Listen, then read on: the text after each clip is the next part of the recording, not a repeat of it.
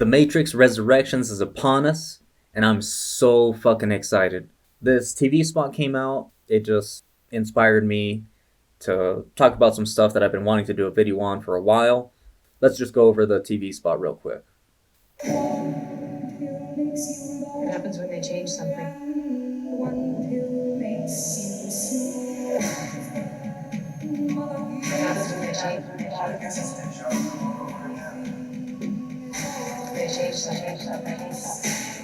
Yeah.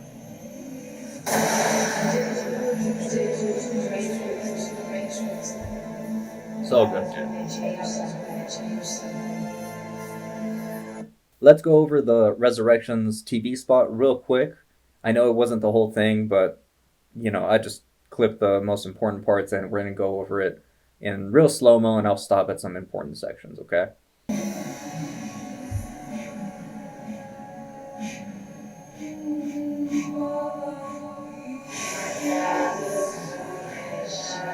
This was really interesting because that's the new Morpheus. He's running on walls, running on ceilings. And if you remember in Matrix Revolutions, I believe, when Seraph goes up to the Merovingians club, the guards, they actually run on walls and they run on the ceilings and stuff. So that's an ability that they specifically have. I'm sure other people can get that ability, obviously, because it's the Matrix, you can just program stuff. But it's kind of indicative of something that the enemies use, something that the bad guys use. These are like enemy programs that want to kill Neo and Morpheus and Trinity. So I think it's weird that this new Morpheus somehow has that ability, not something that the old Morpheus had.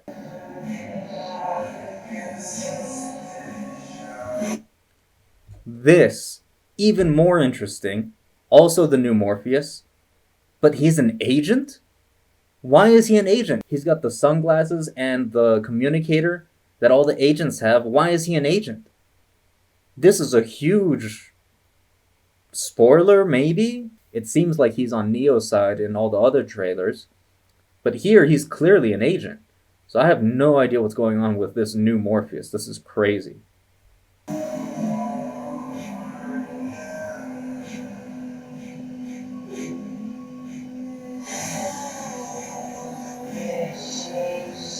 The Smith fight in the subway at the end of the first Matrix movie, it's being basically reenacted with the new version of Neo in the new movie, and it looks like that's Jonathan Groff as the agent or the virus. We'll talk about that in a minute. But that's really cool. It's just interesting, I thought, so I thought it's up there.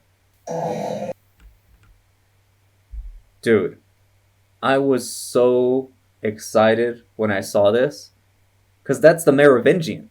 This is the only cut that they had that actually correlates to the person that's there.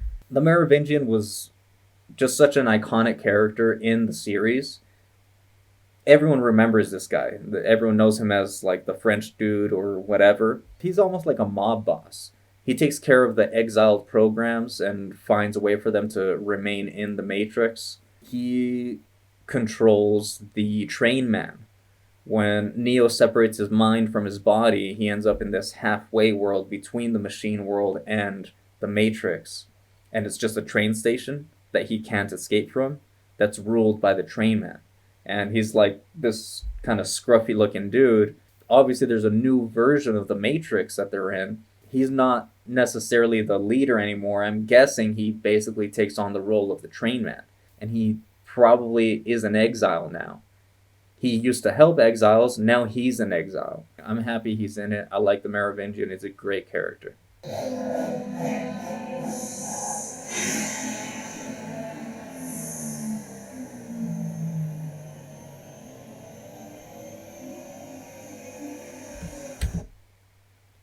This is Jonathan Groff, a new character in the new film. His character's confusing because in the posters and in some of the other advertising, they're selling him as an agent. Like Smith in the first film. He isn't usually shown with the sunglasses and the communicator. I think there's just one poster with him in the sunglasses, but he still doesn't have the communicator. He probably just becomes a virus much earlier on. Smith in the first film was part of the agents. In the second film, he's freed of the system, which means that he's in exile, basically. And then he starts copying himself and taking over other programs. He's a virus that's gone AWOL from the system. Maybe Jonathan Groff plays the same type of role in becoming a virus, but it seems like he just does it much earlier than Smith does. So now I want to talk about the coolest elements of the Matrix films, mostly referring to the best of the three Matrix films.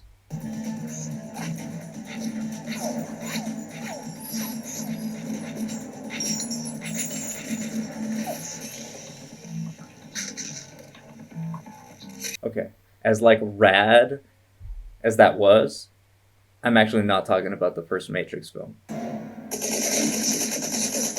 That's right. That's right. We're talking about Matrix Reloaded. You're all wrong. I don't fucking care. Don't at me. Just subscribe and, put some comments if you really want to express your feelings and tell me that I'm wrong. But it's Matrix Reloaded. Matrix Reloaded is when the universe of the Matrix expanded. We got new characters like my favorite. Who are you? Fucking Seraph, bro. I am Seraph. Yeah.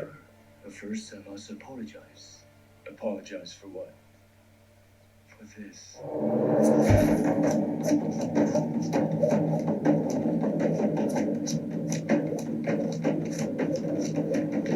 Bro, hand to hand, bro.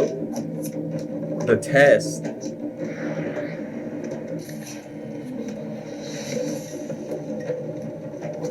Oh, man.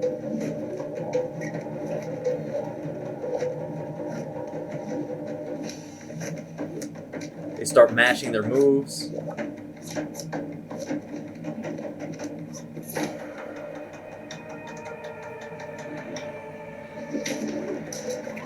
Oh man, I get lost in this fight scene even now.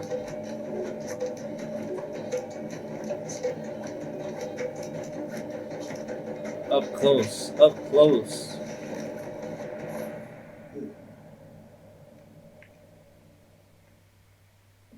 The Oracle has many enemies. I have to be sure. Of what? That you are the one. Could have just asked. No, you do actually know someone. Until you find them. He's definitely my favorite character other than Neo, because obviously Neo is the main character. But Seraph was so fucking cool. Seraph sparked my imagination, and I thought the wordplay of Seraph, as in Seraphim, the guardian angel, and also serif, as in the lines used in text and code that accent actual fonts. I thought that was just a brilliant point in writing at the time. Such a perfect wordplay. During this time, let me remind you that we didn't just have Matrix Reloaded, we had crazy history being told through the Animatrix and stuff like the Second Renaissance. And these are things that actually related directly to the films, including Kid's story, where that character actually shows up in the film, and also Final Flight of the Osiris. It actually relates directly to Matrix Revolutions. In addition to those awesome world building projects in the Animatrix, we even had Enter the Matrix. It's a game, I believe it was on PS2, which was unfortunate. I wish it was at least on PS3 quality. When you got to certain sections of the game, the cutscenes, they weren't video game cutscenes. They were actually full quality filmed parts that were part of the movie. It was 100% part of the film. And it used characters from the films. It used Niobe and Ghost for the most part. But we also got the return of Seraph in it. Who the hell are you? I am Seraph, guardian of the Oracle. Is that right? I can take you to her. But first, I must apologize The same thing. for this.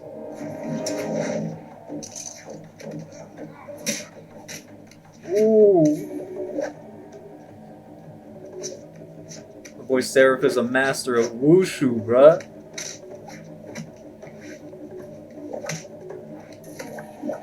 Getting all kinds of hits on Ballard. Good. You do not truly know someone until you find them. Come with me. Only thing you know about me is I was about to kick your ass. Oh man, dude, I played the video game and I got to this part. I was laughing my ass off, dude. I don't remember finishing the game. If you play the game, it's kind of a cool experience to actually see these characters again. Niobe and Ghost are really important, so it's crazy to see Jada Pinkett Smith like in a video game just every time you get to a new level. Not only were these scenes great and really really interesting to see like what they shot between Reloaded and Revolutions and still found time to shoot these scenes for the video game, but it emphasized the video game nature of the characters. Like, Seraph is a guardian program, and he has to test everyone in the same way before giving access to the Oracle. It just builds and solidifies that world a little more for you. So now that I gave Seraph the shout out that he deserves, let's get into it.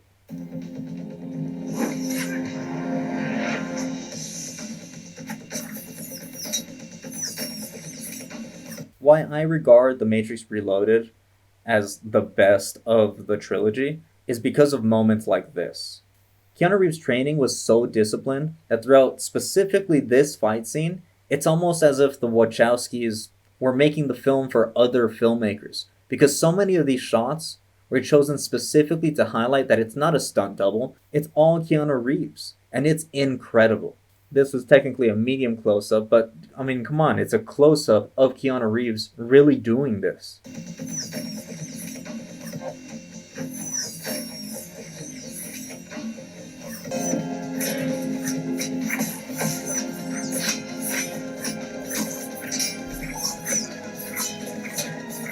Two medium shots from the front side. There it is, the second one. Still all Keanu. And even that shot, from behind, you can still tell that it's Keanu because it starts on his face and then moves down.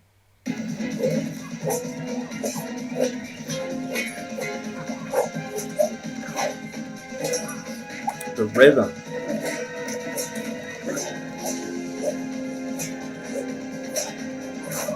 Again, the shots are chosen to show off that it's Keanu performing at the top of his game. Months and probably years at this point of training with multiple types of weapons. He just went from the twin sai to an arming sword with top ability, 100% proficiency in both types of combat. This crazy proficiency with like any weapon that he picks up, it emphasizes the story, it emphasizes the world and the fact that these proficiencies are somewhat programmable into you, and Neo is even beyond that level of proficiency. 100% Keanu. That's not a stunt double. Clearly see his face.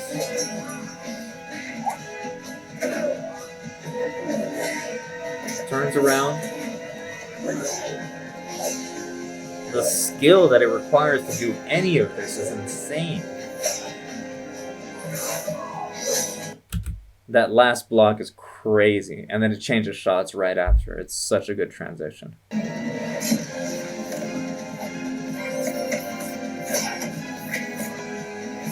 Another change in weapon types, and every shot still displaying it's clearly Keanu Reeves.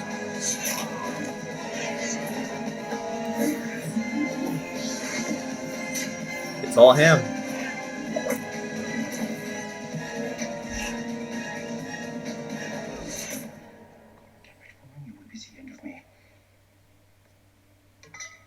So many films, especially superhero films, find ways out of this kind of scrutiny for their stars. For the majority of the scenes where a superhero puts on a mask and a full costume, it's a stunt double. And odds are, these days, it's probably completely CGI as well. Spider-Man isn't there half the time that you see him on screen. CGI has come a long way, but I feel like a lot of films, they fail to use it sparingly or appropriately, I should say. It makes me feel like I'm staring at a movie screen through jello. It's kind of a strange thing to try to explain. But at some point, when there's so much CGI, there's so much stuff on screen that isn't real, you just lose engagement with the audience. The Matrix, for the most part, used special effects techniques in a manner that didn't betray the audience. And some elements are complete mysteries to me, even now. This shot. This shot is a mystery to me because I could understand compositing.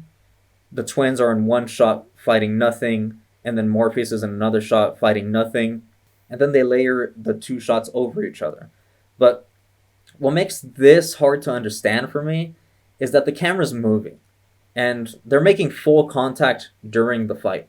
But at the same time, I feel like they can't be in the same space because Morpheus swings that sword through them twice, maybe even 3 times in this single shot. While it could just be a perfectly timed, perfectly balanced, and perfectly executed compositing with 2 separate shots, I think it's somehow simpler and more complicated than that. My best guess is that they are all in the same shot, but Morpheus has a CGI blade on the sword. And if that's how they did it, the execution of the CGI blade is incredible for 2003. Like, in 2003, CGI was not that good. Now, this is what I meant by compositing.